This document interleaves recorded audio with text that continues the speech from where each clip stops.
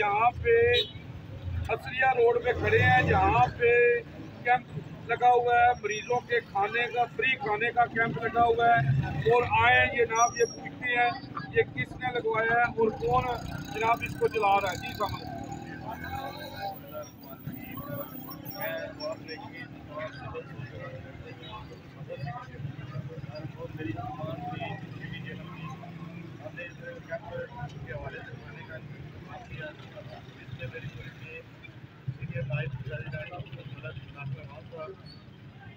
Labour secretary मंیر साहब, deputy joint secretary Aqeel साहब और हमारे बहुत प्यारे भाई انوار ڈپٹی जनरल सैक्टरी, सब भाइयों ने मिल के इस्तेमाल किया है।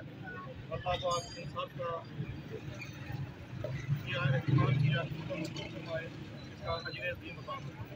जी माशाल्लाह जी, बहुत ज़बरदस्त काम हो रहे हैं कि जनाब ये सदका जारी है, इस तरह के काम करने चाहिए ने जनाब। जी